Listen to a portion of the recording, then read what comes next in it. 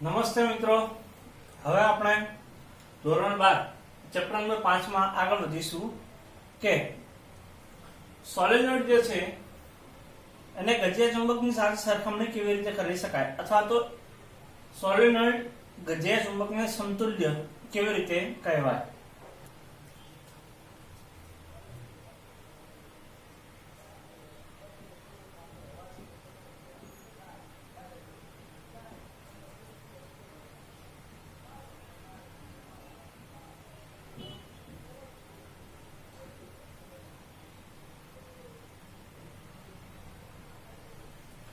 तो ત્યારે જો હવે આકૃતિમાં દર્શાવ્યા મુજબ એક નળાકાર સોલેનોઇડ આપેલો છે। આ સોલેનોઇડ જે છે એની લંબાઈ 2L જેટલી આપેલી છે, બરાબર છે। ઓકે, વળી આ સોલેનોઇડ જે છે એના માટે એની ત્રિજ્યા a છે અને એની અક્ષ ઉપર તેના મધ્ય બિંદુથી r જેટલા અંતરે કોઈ p બિંદુ આગળ આપણે ઉદ્ભવતું ચુંબકીય ક્ષેત્ર શોધીશું અને ત્યારબાદ આપણે જોઈશું કે શું સોલેનોઇડની અક્ષ ઉપર મળતું ચુંબકીય ક્ષેત્ર એ ગજિયા ચુંબકને અક્ષ ઉપર મળતા ચુંબકીય ક્ષેત્ર જેવું છે કે નહીં, બરાબર। તો જ્યારે સોલેનોઇડમાંથી વિદ્યુત પ્રવાહ I વહેતો હોય ત્યારે સોલેનોઇડની આસપાસ ચુંબકીય ક્ષેત્ર રેખાઓ મળતી હોય છે જે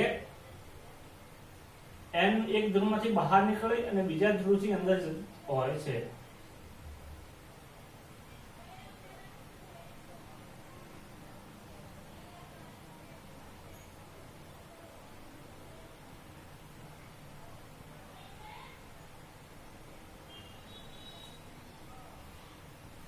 અને બંધ ગાળો બનાવતી હોય છે। તો એ જ રીતે ચુંબક માટે પણ ચુંબકીય ક્ષેત્ર રેખાઓ બહાર નીકળતી હોય છે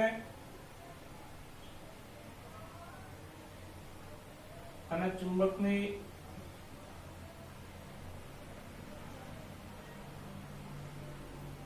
બહારથી અંદરની તરફ બંધ ગાળો બનાવતી હોય છે, બરાબર છે। એટલે કે આપણે કહી શકીએ કે ચુંબક ગજિયા ચુંબક જે છે એના માટે જેવી રીતે બંધ ગાળો બનાવતા ચુંબકીય ક્ષેત્ર રેખા મળે છે તેવી જ રીતે સોલેનોઇડ માટે પણ જ્યારે તેમાંથી વિદ્યુત પ્રવાહ વહેતો હોય ત્યારે તેની આસપાસ ચુંબકીય ક્ષેત્ર દર્શાવતી ચુંબકીય ક્ષેત્ર રેખાઓ મળતી હોય છે। વળી ગજિયા ચુંબકની જેમ આ ચુંબકીય ક્ષેત્ર રેખાઓ છે એ પણ બંધ ગાળાઓ બનાવતી હોય છે, બરાબર છે।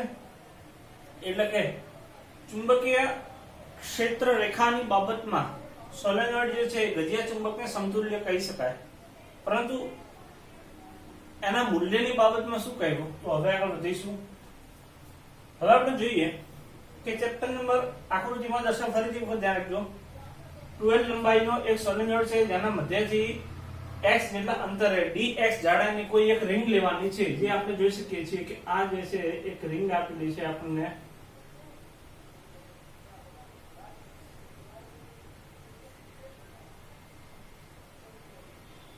આ રિંગ જે છે એનું મધ્યબિંદુથી અંતર x છે, બરાબર છે। ઓકે, અને તેના કારણે કોઈ એ બિંદુ આગળ આપણે ચુંબકીય ક્ષેત્ર શોધવાનું છે।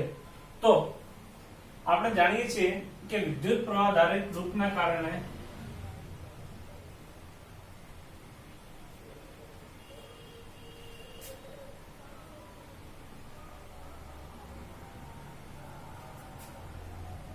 dx જાડાઈની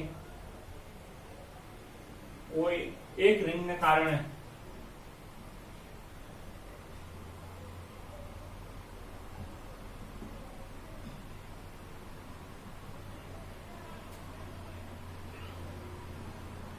r અંતરે મળતું ચુંબકીય ક્ષેત્ર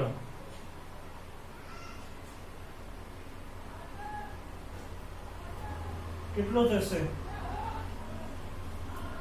તો dv બરાબર u0 n dxi a² ભાગ્યા 2।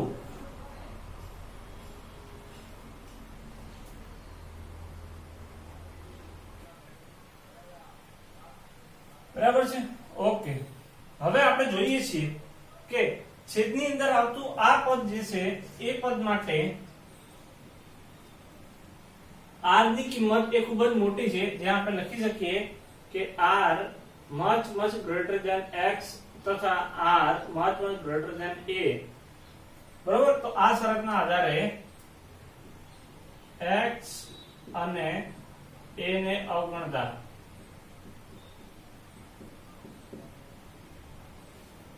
બરાબર છે. ઓકે, તો આપણને આના પછીનું પદ આવું મળશે db બરાબર mu0 n I a square dx upon 2 r cube. બરાબર છે ને? x અને a બંનેની કિંમત 0 લેશો તો વધશે r નો વર્ગ, r નો વર્ગ એનું વર્ગમૂળ કેન્સલ થશે અને r ની 3 ઘાત રહેશે. હવે આ તો વાત થઈ આપણને કે માત્ર એક dx જાડાઈની રિંગ વડે મળતો ચુંબકીય ક્ષેત્ર. આવી તો ઘણી બધી રીંગો લઈ શકાય. જે જોઈએ આપણે કે બીજી કોઈ રિંગ, ત્રીજી રિંગ, બરાબર છે. આગળ જેમ જેમ વધતા જઈએ પ્રમાણે આપણે ઘણી બધી રીંગો આગળ આપણને મળતી જાય છે. તો આ રીંગો જે છે એનો કુલ શું કરવો પડે? સરવાળો. અને એ સરવાળો કરીશું તો એ સરવાળો આપણને આ બંને છેડા વચ્ચે જેટલી રિંગ આવેલી છે એ રીંગોનો કુલ સરવાળો જેટલો મળશે. અને આ કુલ સરવાળો કરવા માટે આપણે આ dx એ ખૂબ જ નાની સૂક્ષ્મ રાશિ હોવાથી તેનું સંકલન લઈશું. સમગ્ર સોલેનોઇડ થી મળતું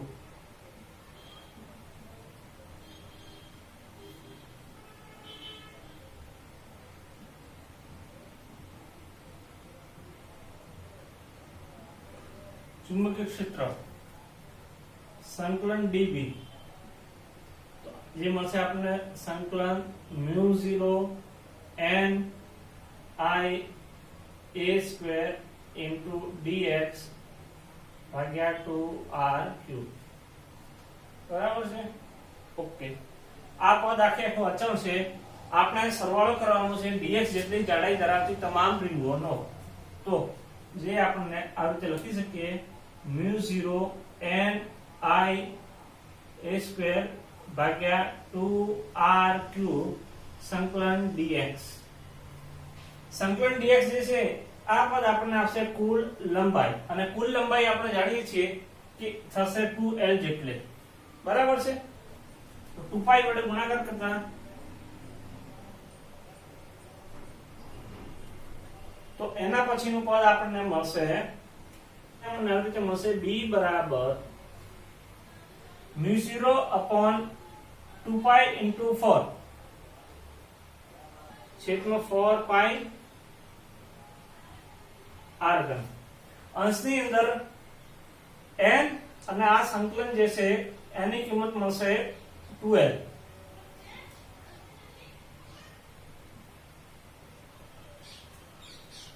ત્યારબાદ pi a square I into pi a square. બરાબર છે. ઓકે, તો જોઈ શકો છો તમે mu0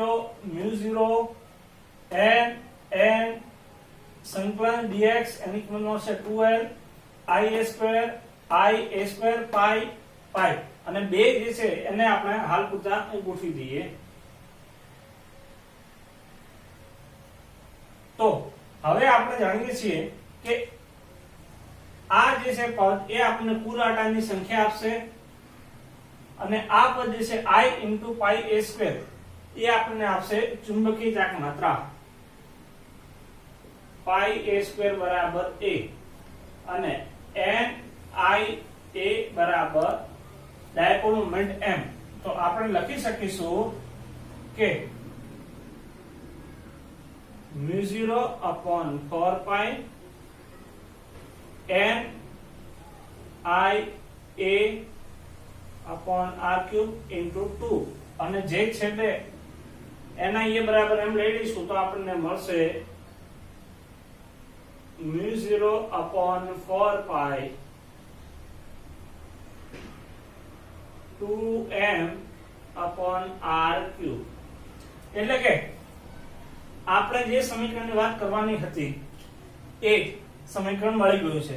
તો આપણે સોલેનોઇડ માટે જોતા હતા અને સોલેનોઇડ માટે મળતું ચુંબકીય ક્ષેત્રનું મૂલ્ય એ ગજિયા ચુંબક માટે મળતા ચુંબકીય ક્ષેત્રને સમતુલ્ય મળે છે. તો આમ આપણે કહી શકીએ કે I જેટલો વિદ્યુત પ્રવાહ વહેતો હોય એવો સોલેનોઇડ છે, એ સોલેનોઇડ આપણા ગજિયા ચુંબકને સમતુલ્ય છે. ઓકે, તો હવે શરૂઆત કરીએ ત્યારે આપણે જાણીએ છીએ કે ડાયપોલ જ્યારે ચુંબકીય ક્ષેત્રમાં હોય ત્યારે તેના પર લાગતું ટોર્ક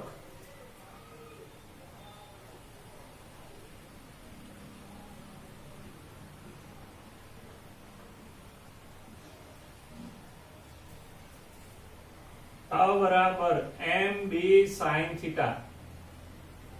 જેટલું હોય છે. બરાબર છે. ઓકે, વળી આ ડાયપોલ જ્યારે નિયમિત ચુંબકીય ક્ષેત્રમાં હોય છે ત્યારે કોણાવર્તન કરતું હોય છે, એટલે કે એ થીટા જેટલા ખૂણે x અક્ષ જે છે અથવા તો ચુંબકીય ક્ષેત્ર છે એની અક્ષની સાથે થીટા જેટલા ખૂણે તેની દિશાની અંદર સતત ફેરફાર થતો હોય છે અને આપણને કોણીય પ્રવેગ આલ્ફા મળતો હોય છે. તો વળી તાવ બરાબર I આલ્ફા, જ્યાં I બરાબર જડત્વની ચાક માત્રા તથા આલ્ફા બરાબર કોણીય પ્રવેગ,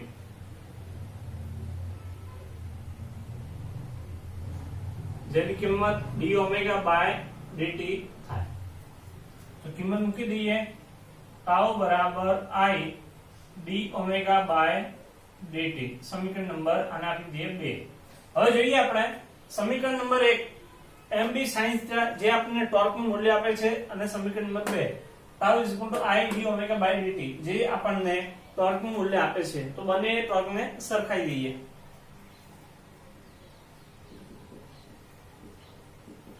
એક બરાબર 2 લેતા આપણને મળશે I d omega by dt બરાબર mb sin θ. બરાબર છે. ઓકે, હવે એક વસ્તુ ખાસ ધ્યાન રાખજો કે d ઓમેગા બાય dt એને સૂત્રનો કરતા બનાવીશું અને એક નાનકડો ફેરફાર કરીશું ડાબી બાજુ. તો d omega by dt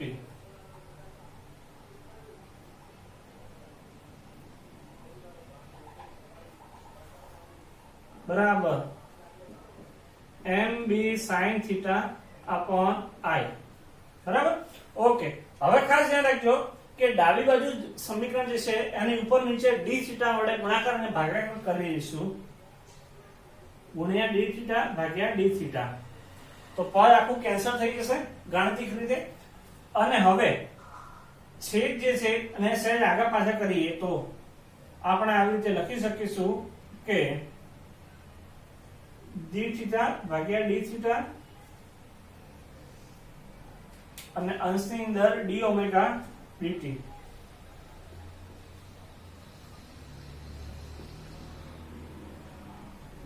mb sin θ ભાગ્યા I. અહીં આપણે જોઈ શકીએ છીએ કે આ જે છે d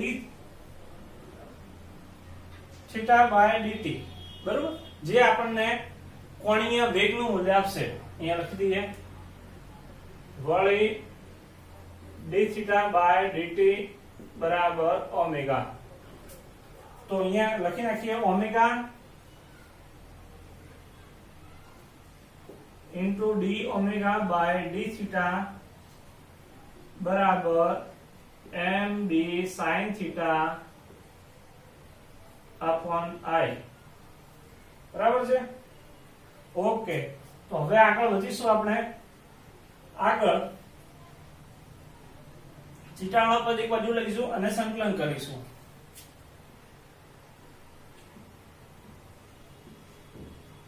બંને બાજુ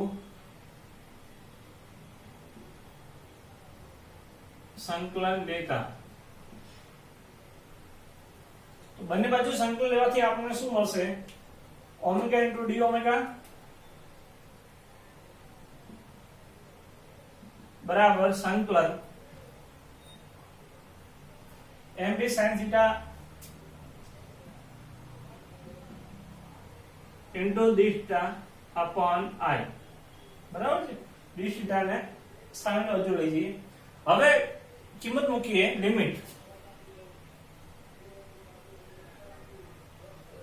તો એ લિમિટ જે છે આપણે આવી રીતે લખી શકીએ, સંકલન ઓમેગા ઇન્ટુ ડી ઓમેગા બરાબર mb અપોન i અચળ પદ થશે upon i into d theta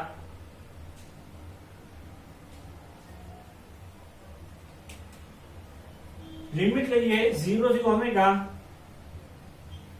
અને ખૂણો તો 0 થી પાઈ બાય 2. ઓકે, તો હવે આના પછી આપણે આગળનું પદ આપણને મળશે ઓમેગા ની એક ઘાત છે સંકલન નિયમ ઘાતમાં 1 નો વધારો, અને જે વધારો છે નીચે છેદમાં જશે ઓમેગા સ્ક્વેર બાય 2 0 થી ઓમેગા ની લિમિટ બરાબર mb ભાગ્યા i. સાઈન જે છે એનું સંકલન જશે માઈનસ cos થીટા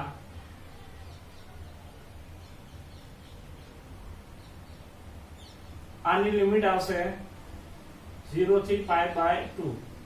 લિમિટ અંદર મૂકી દઈશું તો આપણને મળશે ઓમેગા સ્ક્વેર માઈનસ 0 બરાબર minus mb upon i cos pi by 2 minus cos 0, બરાબર છે. ઓકે, તો આગળનું પદ મળશે ઓમેગા સ્ક્વેર બાય 2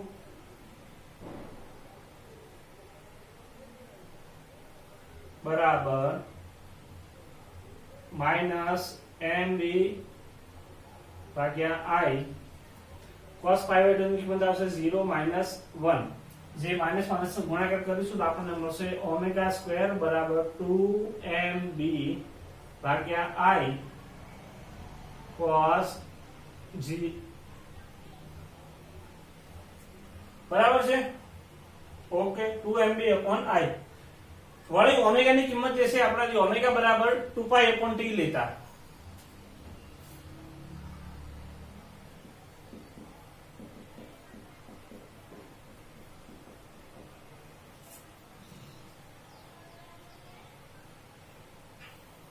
તો 2π upon t એનો વર્ગ બરાબર 2mb ભાગ્યા i, બરાબર છે. ઓકે, હવે t સ્ક્વેર જે છે બંને બાજુ વર્ગમૂળ લઈ લઈએ. વર્ગમૂળ લેવાના કારણે આપણને મળશે 2π upon t બરાબર 2mb upon i એનું વર્ગમૂળ. આપણે જે છે t જરૂર છે, t ને સૂત્રણ કરતા બનાવીશું તો 2π into વર્ગમૂળ ની અંદર i upon 2mb બરાબર t, જે આવર્ત કાળ આપશે, બરાબર છે. ઓકે, હવે આગળ વધીશું આપણે કે સમાન ચુંબકીય ક્ષેત્રમાં ડાયપોલની સ્થિતિ ઊર્જા. તો ડાયપોલ જ્યારે દોલન કરતી હોય છે ત્યારે તેના ઉપર ટોર્ક લાગતું હોય છે mb sin થીટા અને i આલ્ફા જેટલો, અને એના કારણે d થીટા જેટલો સ્થાનાંતર થાય છે, અને એ દરમિયાન એનો આવર્તકાળ t બરાબર 2π mb જે આપણે આગળ મેળવ્યો. તો હવે જોઈએ તથા d થીટા જેટલું સ્થાનાંતર થાય છે, તેથી થયેલું કાર્ય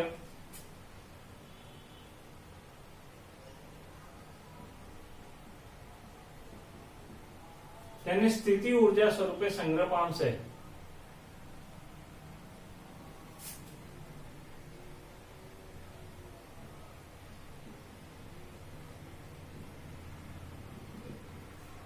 તો કાર્ય જે છે ડેલ્ટા w બરાબર f into tau into d theta. તો કિંમત મૂકી દઈએ આપણે. ડેલ્ટા w બરાબર ટાઉ ની કિંમત થશે mb sin theta into d theta, બરાબર છે. ઓકે, હવે આપણે શોધીશું કુલ કાર્ય. તો તો કુલ કાર્ય માટે સંકલન કરીશું વળી